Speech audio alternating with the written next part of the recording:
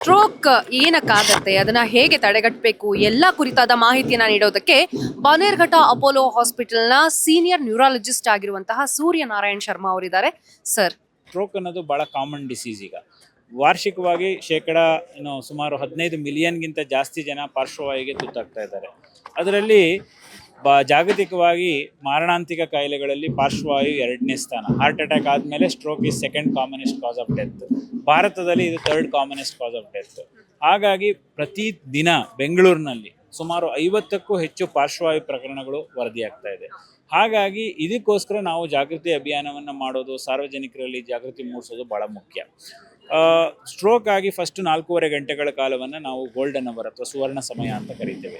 ಈ ಸುವರ್ಣ ಸಮಯದಲ್ಲಿ ನಾವು ತುರ್ತಾಗಿ ಚಿಕಿತ್ಸೆಯನ್ನು ಕೊಟ್ಟರೆ ರೋಗಿಗೆ ಪಾರ್ಶ್ವವಾಯುಗೀಡಾದಂಥ ಮಿದುಳಿನ ಭಾಗವನ್ನು ಸಂರಕ್ಷಿಸ್ಬೋದು ಹಾಗೂ ರೋಗಿ ಅಂಗವಿಕಲಕ್ಕೀಡಾಗೋದನ್ನು ತಪ್ಪಿಸ್ಬೋದು. ಸರ್, ಈ ಬ್ರೈನ್ ಸ್ಟ್ರೋಕ್ ಆಗುವಂತ ಮುಂಚೆ ದೇಹದಲ್ಲಿ ಏನಾದ್ರೂ ಕೆಲವು ಸೈನ್ಸ್ಗಳು ಸಿಗ್ಬಹುದಾ, ಏನಾದ್ರೂ ಗುಣಲಕ್ಷಣಗಳು ಕಂಡು ಹಿಡಿಬಹುದಾ, ಹೇಗೆ ಅಂತ ಹೇಳ್ಬಿಟ್ಟು, ಹೇಗೆ ಈ ಒಂದು ಸ್ಟ್ರೋಕ್ಗೆ ತುತ್ತಾಗಬಹುದು ಅನ್ನೋದಕ್ಕೆ?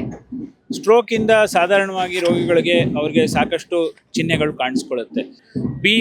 BE-ಫಾಸ್ಟ್ ಅನ್ನೋ ಒಂದು ಸರಳ ಸೂತ್ರವನ್ನು ಅನುಸರಿಸಿದ್ರೆ 90% ರೋಗಿಗಳು ಪಾರ್ಶ್ವವಾಯು ಸಿಂಪ್ಟಮ್ಸ್ನ ನಾವು ಕಂಡುಹಿಡಿಬೋದು. B ಅಂತಂದರೆ ಲಾಸ್ ಆಫ್ ಬ್ಯಾಲೆನ್ಸ್, ಸ್ವಾಧೀನ ತಪ್ಪೋದು. E ಅಂತಂದರೆ ಐ ಸೈನ್ಸ್ ಅಂದರೆ ಡಬಲ್ ಕಾಣುವಂಥದ್ದು ವಿಷನ್ನು, ಅಥವಾ ಕಣ್ಣು ಮಂಜಾಗುವಂಥದ್ದು, ಆ ರೀತಿ ಸಡನ್ನಾಗಿ ಕಾಣುವಂಥದ್ದು. F ಅಂತಂದರೆ ಫೇಶಿಯಲ್ ಡಿವಿಯೇಷನ್, ಮುಖ ಒಂದು ಕಡೆ ವಾಲ್ಕೊಳ್ಳುವಂಥದ್ದು. A ಅಂತಂದರೆ ಆರ್ಮ್ ವೀಕ್ನೆಸ್, ಕೈ ಅಥವಾ ಕಾಲ್ ವೀಕ್ನೆಸ್ ಆಗುವಂಥದ್ದು. S ಅಂತಂದರೆ ಸ್ಪೀಚ್ ಡಿಫಿಕಲ್ಟಿ, ಮಾತಾಡೋದು ಕಷ್ಟ ಆಗೋದು. T ಅಂತಂದರೆ ಟೈಮ್ ಟು ಆ್ಯಕ್ಟ್ ಫಾಸ್ಟ್ ಅಥವಾ time of onset of stroke ಅಂತ ಹೇಳ್ತೀವಿ. ಈ B ಫಾಸ್ಟ್ನ ಕಂಡುಹಿಡಿದ್ರೆ 90% ಸ್ಟ್ರೋಕ್ನ ನಾವು ಪತ್ತೆ ಹಚ್ಬೋದು. ಅದು ಬಿಟ್ಟು ಸಡನ್ನಾಗಿ ಅನ್ಕಾನ್ಷಿಯಸ್ ಆಗೋದು ಅಥವಾ ಫಿಟ್ಸ್ ಬರುವಂಥದ್ದು, ಈ ರೀತಿಯು ಸ್ಟ್ರೋಕ್ ಕಾಣಿಸ್ಕೋಬೋದು. ಮುಖ್ಯವಾಗಿ ಏನು ನಾವು ತಿಳ್ಕೊಳ್ಬೇಕು ಅಂತಂದರೆ, this is a painless disease.